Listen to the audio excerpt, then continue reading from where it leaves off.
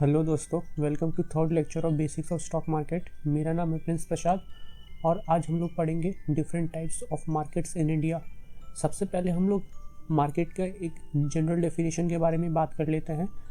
Market एक ऐसा place होता है जहाँ पे दो पार्टी, एक बायर और दूसरा सेलर, वो दोनों एक दूसरे से मिलते हैं किसी पर्टिकुलर प्रोडक्ट या फिर सर्विस को खरीदने या बेचने के लिए। ठीक है, मार्केट फिजिकल हो सकता है या मार्केट इलेक्ट्रॉनिक हो सकता है। मीन्स या तो आप बाज़ार जाके खरीद रहे हैं या तो फिर आप इलेक्ट्रॉनिकली ऑनलाइन जाकर अमेज़ॉन या फ्लिपकार्ट जैसे वेबसाइट से परचेस कर रहे हैं, तो वो इलेक्ट्रॉनिक भी हो सकता है। इन द सेम मैनर, जब कोई ऐसा मार्केट होता है जहाँ पे स्टॉक या फिर हम लोग बोले सिक्योरिटीज़ लाइक स्टॉक्स, बॉन्ड्स और डिवेंचर और भी बहुत कुछ, अगर कोई ऐसा मार्केट है जहाँ पर ऐसे सिक्योरिटीज़ का खरीदा बेची हो रहा है तो उसे ही हम लोग स्टॉक मार्केट कहते हैं। स्टॉक मार्केट में ऐसे जो मार्केट्स होते हैं उनको हम लोग ब्रॉडली दो कैटेगरीज में डिवाइड कर सकते हैं, primary market and secondary market. हम लोग सबसे पहले पढ़ेंगे कि प्राइमरी मार्केट क्या होता है और प्राइमरी मार्केट के अंडर में किस किस टाइप के मार्केट्स आते हैं, और सेकेंडरी मार्केट क्या होते हैं और सेकेंडरी मार्केट के अंडर में कौन से मार्केट आते हैं। आप लोग एक ओवरव्यू देख सकते हैं। सेकेंडरी मार्केट में ओवर द काउंटर मार्केट आता है। ठीक है, प्राइमरी मार्केट में भी बहुत कुछ आता है जो नीचे में हम लोग आगे जाके पढ़ेंगे। और जो प्राइमरी और सेकेंडरी मार्केट, तो ये थोड़े से ब्रॉड कैटेगरीज हो गए। अगर इन दोनों को से थोड़ा हट के और देखा जाए तो डेट मार्केट होता है, डेरिवेटिव मार्केट भी होता है और कमोडिटीज़ मार्केट भी होते हैं। हम लोग इन सब के बारे में आगे अभी पढ़ेंगे। तो चलिए शुरू करते हैं प्राइमरी मार्केट के बारे में। हम लोग सबसे पहले मैं आप लोगों को एक बेसिक डेफिनेशन या फिर बेसिक डिफरेंस बताना चाहूँगा प्राइमरी मार्केट और सेकेंडरी मार्केट का, जिसके बेसिस पे ही हम लोग इन दोनों को समझेंगे। तो सबसे पहले आप लोग इस ड्राइंग को देखिए या फिर इस पिक्चर को देखिए। आप लोगों को इतना पता है कि मार्केट में दो पार्टी का इन्वॉल्व होना ज़रूरी है, एक पार्टी जो खरीद रहा है और दूसरा पार्टी जो बेच रहा है। तो ये जो पिक्चर है ये है प्राइमरी मार्केट, जहाँ पर एक कंपनी है XYZ लिमिटेड। ये कंपनी शेयर्स को इशू कर रहा है, मीन्स बेच रहा है, और ये इन्वेस्टर ए है जो शेयर्स को कंपनी से खरीद रही है। इसे हम लोग प्राइमरी मार्केट कहते हैं। इसमें क्या होता है, जो कंपनी होती है वो फर्स्ट टाइम जो शेयर्स को इशू करती है इन्वेस्टर को। हालांकि जो इन्वेस्टर ए है जो कंपनी से शेयर खरीद रही है, अगर इसे दोबारा उन शेयर्स को बेचना है तो ये कंपनी को नहीं बेच सकती। इसे इन शेयर्स को बेचने के लिए एक दूसरा इन्वेस्टर ढूंढना पड़ेगा जो कि इस पार्टी के शेयर्स को खरीदने में इंटरेस्टेड हो। जैसे कि इन्वेस्टर बी है, इन्वेस्टर ए अपने शेयर्स अब इन्वेस्टर बी को बेच सकती है, इन्वेस्टर बी किसी और को बेच सकता है, ये दोबारा इन्वेस्टर ए को बेच सकता है। बट प्राइमरी मार्केट में जो एक बार कंपनी ने इशू कर दिया शेयर्स, तो वो आउट ऑफ पिक्चर हो जाता है कंपनी, और प्राइमरी मार्केट यहाँ पे ही ख़त्म हो जाता है। और इन्वेस्टर्स के बीच में जब एक बार खरीदा बेची शुरू हो जाता है तो इसे ही हम लोग सेकेंडरी मार्केट कह देते हैं। मुझे उम्मीद है आप लोगों को प्राइमरी और सेकेंडरी मार्केट का एक कोर डिफरेंस समझ आ गया होगा। अब हम लोग इसे बहुत डिटेल में पढ़ेंगे। ठीक है, सबसे पहले मैं जो कुछ की पॉइंट्स को हाईलाइट कर देता हूँ प्राइमरी मार्केट का। देखिए, प्राइमरी मार्केट में securities like bond, stocks etcetera are issued and sold for the first time in public. आप लोग देख सकते हैं यहाँ पर ये फर्स्ट टाइम होता है, मीन्स इससे पहले उन शेयर्स का खरीदा बेची नहीं हुआ होता। ये फर्स्ट टाइम कंपनी पब्लिक को इशू कर रही होती है। ठीक है, ये तो टाइप्स है, IPO एंड FPO हम लोग आगे चल के पढ़ेंगे। तो चलिए हम लोग टाइप्स में एक ही बार चलते हैं, उसके बाद हम लोग पढ़ेंगे कि पब्लिक IPO क्यों आता है या फिर कंपनी लिस्टिंग के लिए ही क्यों आती है, पर प्राइमरी मार्केट के एडवांटेजेस क्या होते हैं इन शॉर्ट। अब IPO यही मेन है, इस पूरे वीडियो का सबसे मेन पार्ट ही यही है, IPO। मुझे उम्मीद है आप लोगों ने मेरा फर्स्ट लेक्चर देखा होगा। फर्स्ट लेक्चर में मैंने बताया था कि जेनी नाम की एक लड़की थी, उसका एक आइडिया था, उस आइडिया से कैसे उसने एक इंडिविजुअल लेवल पे काम शुरू किया, फिर वो एक पार्टनरशिप फॉर्म में कन्वर्ट हो गया, उसके बाद प्राइवेट कंपनी, फिर पब्लिक कंपनी, एंड फाइनली जब वो एक पब्लिक कंपनी में कन्वर्ट हो गई और फर्दर एक्सपेंशन के लिए उसने लिस्टिंग के लिए अप्लाई किया। तो जब ये लिस्टिंग के लिए अप्लाई करती है, जेनी जब लिस्टिंग के लिए भारत के किसी भी स्टॉक एक्सचेंज पर अप्लाई करती है तो उसे ही IPO लाना कहते हैं। इनिशियल पब्लिक ऑफर, मीन्स पहली बार जनरल पब्लिक के को हम लोग ऑफर कर रहे हैं शेयर्स सब्सक्राइब करने के लिए। इसमें होता क्या है समझिए, ये कंपनी XYZ है।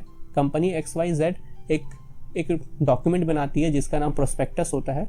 उस डॉक्यूमेंट में कंपनी अपने फाइनेंशियल स्टेटमेंट्स के बारे में बताती है, कंपनी के जो कोर स्ट्रैटेजीज है, कंपनी का जो फाउंडर्स हैं, कंपनी का business, primary place of business, और ख़ास करके कंपनी जो पैसा रेज करना चाहती है जनरल पब्लिक से, वो कंपनी किस काम में यूज़ करेगी। जैसे कि हो सकता है कंपनी एक्सपेंशन करना चाहती हो, या तो फिर कंपनी के ऊपर बहुत ज़्यादा उधार हो गया हो तो कंपनी उन उधार को कम करना चाहती है, या और भी बहुत सारे कारण हो सकते हैं। तो कंपनी वो सभी बातें अपने कंपनी के बारे में और फ्यूचर प्लान्स के बारे में, विजन और मिशन के बारे में उस प्रोस्पेक्टस में लिखती है, और उस प्रोस्पेक्टस को कंपनी एक्सचेंज को देती है।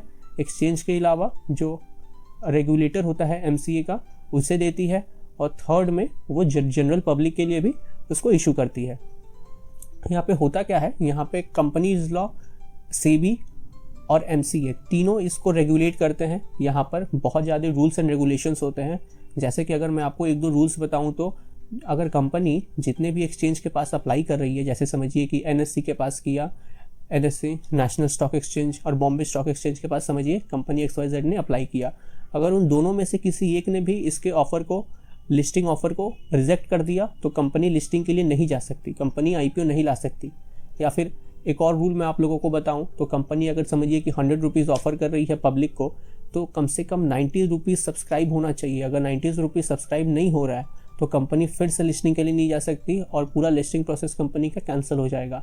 हालांकि कंपनी भी इन सब चीज़ों के लिए रेडी होती है। समझिए कि अगर कंपनी का 90% सब्सक्राइब नहीं होता तो company already under writers, merchant bankers के संग कॉन्ट्रैक्ट में रहती है कि जो भी गैप आएगा, जो भी डिफरेंस आएगा मीन्स रिक्वायर्ड सब्सक्रिप्शन और एक्चुअल सब्सक्रिप्शन में, उससे वे लोग प्री डिसाइडेड प्राइस पर सब्सक्राइब कर लेंगे। तो ये इस तरीके से चलता है। IPO का एक और जो खास बात मैं आप लोगों को बताना चाहूँगा कि देखिए, पहले हम लोग वापस इस पे आते हैं। हाँ, मैं रीडिंग करता हूँ, जैसे जैसे और भी बातें आएंगी मैं आप लोगों को बताते चलूँगा।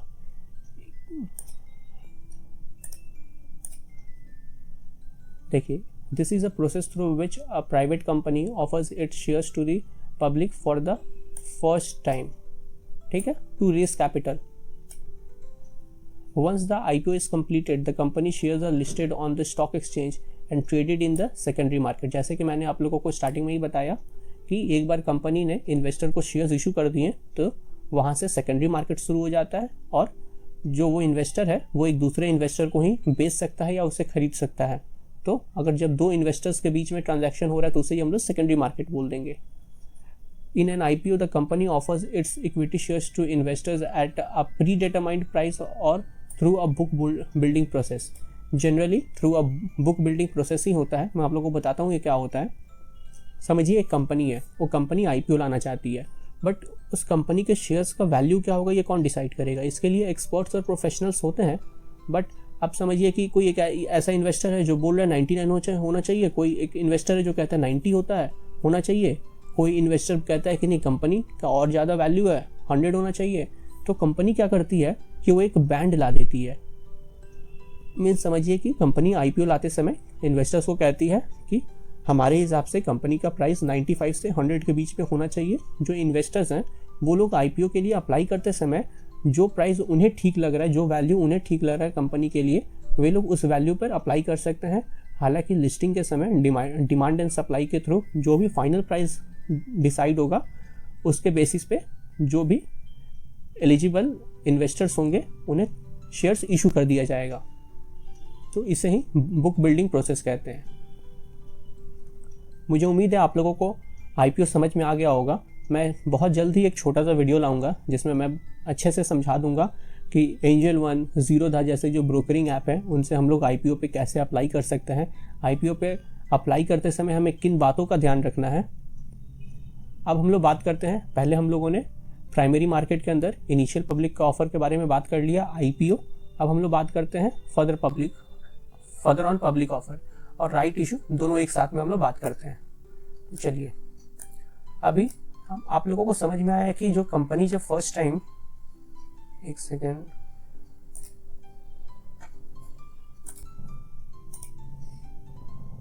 आप लोगों को समझ में आया, जब company first time public offer लाती है तो उसे हम लोग IPO कहते हैं। हालांकि ऐसा भी तो हो सकता है कि कंपनी को, जो कंपनी XYZ है, उसने एक बार पब्लिक ऑफर लाया तो उसे IPO कहेंगे, और 1 साल 2 साल बाद कंपनी फिर से बोल रही है कि मुझे और पैसे की ज़रूरत है तो मैं फिर से पब्लिक ऑफर लेकर आऊँगी, तो उस समय हम लोग उसे IPO नहीं कहेंगे। हालांकि उस समय भी जो शेयर्स होंगे वो फर्स्ट टाइम जनरल पब्लिक को इशू हो रहे होंगे, क्योंकि उस समय भी जो ट्रांजैक्शन होगा वो कंपनी और इन्वेस्टर के बीच में हो रहा होगा, तो ये एक प्राइमरी मार्केट के अंडर ही आता है। बट हम लोग उसे इनिशियल नहीं कह सकते क्योंकि ये फर्स्ट टाइम नहीं है, कंपनी ये दूसरी बार कर रही है, तो हम लोग इसे फॉलो ऑन पब्लिक ऑफर कहते हैं या फिर फर्दर पब्लिक ऑफर कहते हैं। ठीक है, मैं इसे पढ़ता हूँ, आप लोग सुनिएगा। And follow-on public offer is issued by a company that is already listed on the stock exchange. It allows the company to raise additional capital by offering more shares to the public. ठीक है? An FPO can be either a dilutive where the company issues new share or a non-dilutive where the company existing shareholders sell their shares. ठीक है, अब देखिए इसका मतलब मैं समझाता हूँ। इसी को समझाते समझाते आप लोग को राइट इशू भी समझ में आ जाएगा। अब समझिए कि कंपनी ने IPO के समय 100 शेयर्स इशू किए थे और उन 100 शेयर्स में से इन्वेस्टर ए ने 10 शेयर्स खरीद लिए। अब 10 शेयर्स खरीदने से वो कंपनी का 10% ओनर बन गया। अब जब कंपनी FPO ला रही है तो समझिए कंपनी ने फिर से 100 शेयर्स इशू करना है, तो इस समय अगर कोई दूसरा इन्वेस्टर फिर से 50%, अगर समझिए जो फर्दर ऑन पब्लिक ऑफर के समय कंपनी जितना शेयर्स ऑफर कर रही है, अगर उसका 50% किसी दूसरे इन्वेस्टर ने खरीद लिया, तो जो IPO के समय जिस इन्वेस्टर ने 10% खरीद के बैठा था उसके संग तो ये धोखा हो गया, क्योंकि वो ऑलरेडी 10% का ओनर है और यहाँ पे दूसरा बंदा फिर से 50% का ओनर बन जाएगा। यहाँ पर क्या होगा, जो एग्जिस्टिंग शेयर होल्डर्स थे, जो पहले से होल्डर्स थे, उनके संग ये धोखा हो जाएगा, चीटिंग हो जाएगा, उनका जो कंपनी पे कंट्रोल था वो कम हो जाएगा, डाइल्यूट हो जाएगा। तो इसके लिए कंपनी लॉ क्या कहती है कि अगर किसी भी कंपनी को फर्दर ऑन पब्लिक ऑफर लाना है तो वो जितने भी शेयर्स लेकर आएंगी उन शेयर्स को पहले एग्जिस्टिंग शेयर होल्डर्स को ऑफर करना पड़ेगा। जैसे समझिए कि कंपनी XYZ का जो शेयर है वो मार्केट में IPO के बाद 1000 पे आज के डेट में ट्रेड हो रहा है। अब कंपनी XYZ को फर्दर ऑन पब्लिक ऑफर लाना है 100 शेयर्स का। अब अगर कंपनी 100 शेयर्स का फर्दर ऑन पब्लिक ऑफर ला रही है ना, तो जो एग्जिस्टिंग शेयर होल्डर्स है, समझिए कि इन्वेस्टर ए के पास IPO के समय से 10 शेयर्स है, IPO के समय से या समझिए आज तक उसके पास ओवरऑल 10 शेयर्स है, तो कंपनी को फर्दर ऑन पब्लिक ऑफर का 10 शेयर्स या फिर 10% शेयर्स इन्वेस्टर ए को ऑफर करना पड़ेगा मार्केट प्राइस से लोअर, मीन्स जो 1000 पे आज के डेट में जो कंपनी का शेयर ट्रेड हो रहा है उससे लोअर में ऑफर करना पड़ेगा। 1000 पे ट्रेड हो रहा है तो 900 पर एग्जिस्टिंग शेयर होल्डर को ऑफर करके बोलना पड़ेगा आप चाहें तो इसे खरीद ले। अगर आप इसे खरीदते हैं तो आपका कंट्रोल डाइल्यूट नहीं होगा, वरना अगर मैं इसे मार्केट में इशू कर दूंगी तो आपका जो कंट्रोल है वो थोड़ा डाइल्यूट हो जाएगा। जो इन्वेस्टर ए का फायदा है क्योंकि उसे तो डिस्काउंट में मिल रहा है थोड़ा सा मार्केट से, और कंपनी का भी इसमें लॉस नहीं है। ऐसा नहीं है कि कंपनी मार्केट में अगर इशू करती तो उसे 1000 मिल जाता, क्योंकि एग्जिस्टिंग शेयर होल्डर को इशू करना पड़ रहा है तो उसे डिस्काउंट में बेचना पड़ रहा है, तो इसमें कंपनी का कोई लॉस है, ऐसा नहीं है। अगर कंपनी मार्केट में भी इशू करती तो जो जनरल चार्जेस होते हैं, कमीशंस होते हैं अंडर राइटर्स के, मर्चेंट बैंकर्स के, वो एक्सचेंजेस के जो फीस होते हैं, डॉक्यूमेंटेशन होता है, उन सबको काटने के बाद कंपनी को कम ही पैसा हाथ में आता है। तो कंपनी भी सोचती है कि क्यों मैं फर्दर ऑन पब्लिक ऑफर के पास जाऊं, झमेला भी होगा, इससे अच्छा अगर मेरे जो एग्जिस्टिंग शेयर होल्डर्स हैं वहीं अगर सब्सक्राइब कर ले तो घर की बात घर ही में रह जाए, कंट्रोल भी डाइल्यूट नहीं होगा और मुझे पैसे भी मिल जाएंगे एक्सपेंशन के लिए या फिर जिस भी कारण से मुझे चाहिए। तो और अगर एग्जिस्टिंग शेयर, अब हम लोग देखते हैं प्राइवेट प्लेसमेंट। मैं पिछले 2 वीडियो से आप लोगों को ये प्राइवेट प्लेसमेंट बताता आ रहा हूँ, हालांकि इस समय मैं फिर से बता देता हूँ। प्राइवेट प्लेसमेंट में क्या होता है, जो कंपनी के बोर्ड ऑफ डायरेक्टर्स होते हैं वो देखिए, हम लोग जब IPO लाते हैं तो हम शेयर्स जनरल पब्लिक को इशू कर रहे होते हैं, हमें नहीं पता हो रहा होता है कि हमारा जो कंपनी का शेयर्स खरीद रहा है वो कौन है। मीन्स हमने तो दुकान पे रख दिया, हमने तो एक्सचेंज पे रख दिया, अब एक्सचेंज से जो चाहे वो उसे खरीद सकता है। बट प्राइवेट प्लेसमेंट में जो बोर्ड ऑफ डायरेक्टर्स होते हैं वे सिलेक्ट करते हैं कि कंपनी के शेयर्स किसको इशू करना है।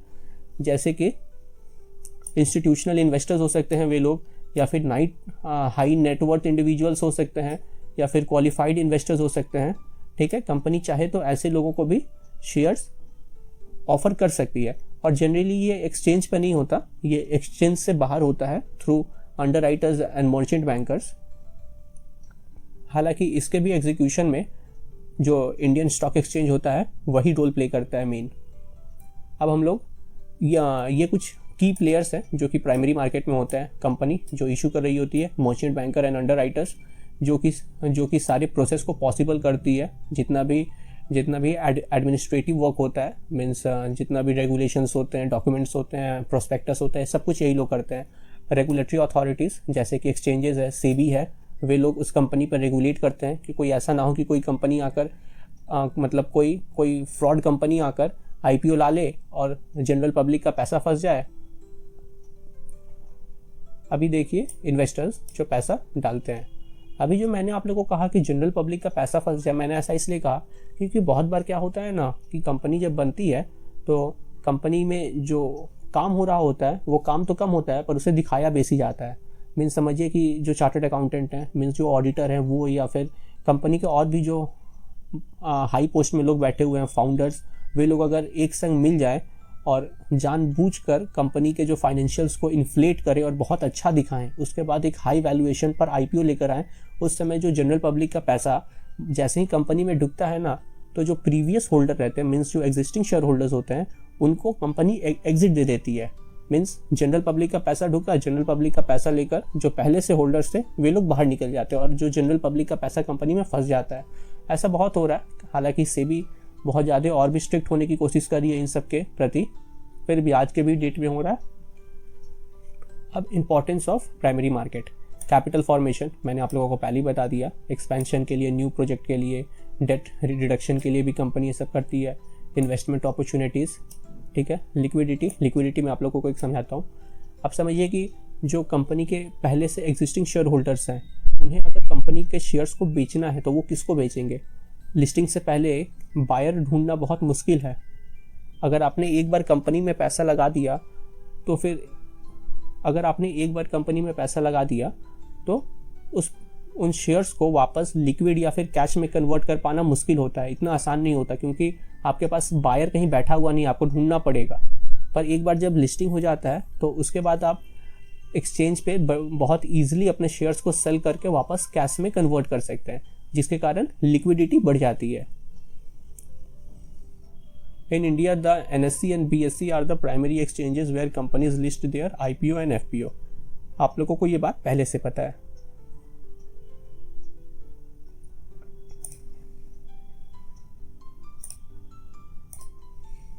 अब हम लोग बात करते हैं सेकेंडरी मार्केट का। आप लोगों ने प्राइमरी मार्केट के बारे में सब कुछ देख लिया। प्राइमरी मार्केट के जो टाइप्स होते हैं, IPO, FPO, right issue, private placement कोई टाइप नहीं होता। हालांकि मैंने वहाँ पर दे दिया है कि आप लोगों को पता चल जाए कि प्राइवेट प्लेसमेंट जैसा भी कुछ होता है। अब सेकेंडरी मार्केट जैसे कि मैंने आप लोगों को पहले बताया, सेकेंडरी मार्केट में जो बाई एंड सेल होता है वो दो इन्वेस्टर्स के बीच में होता है। Company out of the picture हो जाती है इशू करने के बाद। मैं रीडिंग करता हूँ, इसमें ज़्यादा कुछ समझाने को होगा नहीं, आप लोग ईजिली सब कुछ समझ लेंगे। The secondary market in the Indian stock exchange refers to the market where securities are bought and sold after, ये देखिए, after they have been issued in the primary market. In simple terms, secondary market is where investors trade securities among themselves, ठीक है, आपस में, as opposed to the primary market where securities are issued by the company. Primary market में company issue कर रही होती है, secondary market में इन्वेस्टर्स एक दूसरे में ही परचेज सेल कर रहे होते हैं। जो की फीचर्स होता है सेकेंडरी मार्केट का,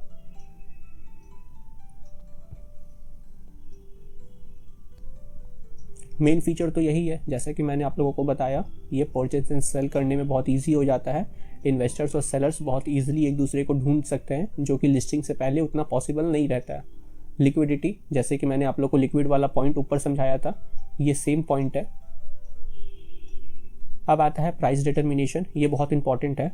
लिस्टिंग से पहले अगर आप प्राइवेट प्लेसमेंट के थ्रू किसी को भी इशू कर रहे होते हैं शेयर्स, तो उस समय कंपनी का जो शेयर प्राइस होता है वो जो वैल्यूअर होते हैं या फिर चार्टर्ड अकाउंटेंट या फिर कोई दूसरा प्रोफेशनल होता है, वो करता है डिसाइड बहुत सारे बेसिस पे। हालांकि एक बार जब कंपनी लिस्ट हो जाती है तो एक्सचेंजेस, अब हम लोग बात करते हैं टाइप्स ऑफ। अब देखिए, हम लोगों ने प्राइमरी मार्केट और सेकेंडरी मार्केट, जो दो ब्रॉड कैटेगरीज थे, उनके बारे में बात कर लिया। अब सेकेंडरी मार्केट के अंदर में कुछ टाइप्स ऑफ मार्केट है, हालांकि ये सेकेंडरी के अंडर ही आते हैं। जैसे कि देखिए, स्पॉट मार्केट, ठीक है। स्पॉट मार्केट में क्या होता है ना, जो हम लोग नॉर्मल ट्रेडिंग करते हैं उसे ही स्पॉट मार्केट कहा जाता है। मीन्स आपने परचेस ऑर्डर डाला, आपका जो डिलीवरी था वो इमीडिएटली एग्जीक्यूट हो गया और आपके जो शेयर्स है जो जनरली T+2 डेज में आपके पास आ जाते हैं, जो नॉर्मल ट्रेडिंग हम लोग करते हैं उसे ही कहते हैं। फिर आता है डेरिवेटिव मार्केट, इसे आप अभी के लिए स्किप कर दीजिए। डेरिवेटिव मार्केट बेसिक्स का पार्ट नहीं हो सकता, मैंने गलती से इसमें डाल दिया है। अब ओवर द काउंटर मार्केट बात कर लेते हैं। ओवर द काउंटर मीन्स ज़रूरी नहीं है कि जो परचेस एंड सेल हो रहा है सिक्योरिटीज़ का वो स्टॉक एक्सचेंज पे ही हो, मीन्स जो एक्सचेंजेस होते हैं उसी के ऊपर हो। ऐसा भी हो सकता है कि दो investor out of the market एक दूसरे से मिलकर जिस प्राइस पे परचेस या सेल करना है उसे नेगोशिएट कर ले। जनरली ये जो बहुत बिग प्लेयर्स होते हैं वो लोग करते हैं, जैसे कि मैंने आपको बताया था ऐसे भी प्लेयर्स हैं जो अंडर राइटर्स और मर्चेंट बैंकर्स के थ्रू कंपनी के संग डायरेक्ट नेगोशिएशन कर लेते हैं, तो उसे ही ओवर द काउंटर मार्केट कहते हैं। इलेक्ट्रॉनिक ट्रेडिंग मैंने आप लोग को ऑलरेडी बता दिया है, ये इलेक्ट्रॉनिक मार्केट होता है, इसका कोई फिजिकल एग्जिस्टेंस नहीं है। डेरिवेटिव मार्केट आप इसे अभी के लिए स्किप कर दें, ये एक कंप्लीट न्यू होल वर्ल्ड है। आप लोगों ने इसके बारे में सुना तो होगा, ये फ्यूचर एंड ऑप्शंस, ये बेसिक्स का हिस्सा तो बिल्कुल नहीं है। अब बात करते हैं सिक्योरिटीज़ के अलावा जो और भी मार्केट हो सकते हैं, जैसे कि कमोडिटीज़ मार्केट हो सकता है। इसके भी रूल्स उतने अलग नहीं है, मीन्स अगर आप टेक्निकल एनालिसिस सीख रहे हैं तो वो हर टाइप के मार्केट पे अप्लाई होते हैं, हम लोग आगे चल के वो भी सीखेंगे। हालांकि कमोडिटीज़ मार्केट ऐसे मार्केट होते हैं जहाँ पे commodities like gold, silver, agricultural product और एनर्जी ट्रेड होते हैं। मीन्स समझिए कि अगर कोई सामने वाला इन्वेस्टर ये बोल रहा है कि गोल्ड 100 रुपीज़ में ट्रेड होना चाहिए, तो वो 100 पर परचेस ऑर्डर डाल लेगा। अगर वैल्यू ऊपर जाता है गोल्ड का तो वो उसे बेचकर जो भी गैप होगा उसे एज अ मार्जिन या प्रॉफिट वो बना सकता है। In India commodity trading takes place in exchanges like multi commodity exchanges and national commodity derivative exchange. ये सब बहुत अलग है। मीन्स क्या, जैसे कि आप लोग तो फिलहाल अभी ट्रेडिंग पर ध्यान दीजिए, सिक्योरिटी ट्रेडिंग, उसके बाद आप कमोडिटीज़ में भी जा सकते हैं। फॉरेक्स ट्रेडिंग भी उससे उसी टाइप का होता है जैसे कि नॉर्मल ट्रेडिंग होती है। फॉरेक्स ट्रेडिंग में हम लोग क्या कर रहे होते हैं, जो करेंसीज होते हैं, जैसे कि डॉलर होता है, हम डॉलर पे पैसा लगाते हैं कि डॉलर गिर सकता है या डॉलर उठ सकता है। जैसे हम कहते हैं कि आज डॉलर का वैल्यू अगर 80 रुपीज़ है, हम 80 रुपीज़ में हमने ख़रीद लिया क्योंकि हमें लगता है कल के डेट में डॉलर का वैल्यू और बढ़ने वाला है, तो अगर डॉलर का वैल्यू बढ़ता है तो हम उस समय सेल कर मार्जिन कमा सकते हैं। डेट मार्केट क्या होता है, अगर कंपनी जैसे जब फर्दर पब्लिक ऑफर ला रही है कंपनी, तो company further on public offer लाने के बजाय कंपनी लोन भी इशू कर सकती है। उस समय लोन इशू करते समय कंपनी लोन के बदले डिबेंचर्स इशू करती है। जैसे कि फर्दर ऑन पब्लिक ऑफर के समय क्या होता है, कंपनी पैसे के बदले शेयर्स इशू करती है, बट इसमें कंपनी पैसे के बदले डिबेंचर्स इशू करती है, जो कि एक तरह का डेट सिक्योरिटी होता है। और अगर कंपनी चाहे तो उस डिबेंचर्स या फिर डेट सिक्योरिटी को भी एक्सचेंज पर लिस्ट करा सकती है, जिसके कारण कि जो जनरल पब्लिक है, जिन लोगों ने उस डिबेंचर को सब्सक्राइब कर रखा है, वो उसे भी ट्रेड कर सकते हैं, खरीदा बेची कर सकते हैं। जैसे कि गवर्नमेंट बॉन्ड हो सकता है, कॉर्पोरेट बॉन्ड हो सकता है, डिबेंचर्स हो सकते हैं। देखिए, इन summary the security market in India is well structured with different segments catering to various types of investment for short term instrument in the money, ठीक है, और long term equity and debt instrument in the capital and debt market. मैंने आप लोग को debt market के बारे में भी बता दिया। मुझे उम्मीद है आप लोगों को ये वीडियो पसंद आया होगा। इन जनरल में आप लोगों को इस वीडियो में अगर कोई दो इंपॉर्टेंट आप लोगों को चीज़ समझने का ज़रूरत था तो वो था प्राइमरी मार्केट और सेकेंडरी मार्केट। सेकेंडरी मार्केट में भी खास करके प्राइमरी मार्केट में भी खास करके IPO, further on public offer और राइट इशू, ये तीन चीज़ें समझनी बहुत ज़रूरी थी, क्योंकि ये तीन चीज़ें आप अक्सर बार बार सुनेंगे जब भी कोई कंपनी राइट इशू के लिए अनाउंस करती है। तो शेयर्स, कंपनी के जो शेयर्स के वैल्यू होते हैं वो बहुत रैपिडली ऊपर की तरफ मूव करते हैं। तो ऐसे अपॉर्चुनिटीज़ को कैच करने के लिए आप लोगों को पता होना चाहिए कि ये जो टर्म्स होते हैं, right issue, secondary market, primary market, ये सब क्या होते हैं। मुझे उम्मीद है आप लोगों को ये लेक्चर्स पसंद आया होगा। आप इस PDF को ईजिली डाउनलोड कर सकते हैं मेरे टेलीग्राम चैनल से। आज के लिए इतना ही। Thank you. प्लीज़ अपना फीडबैक शेयर करें।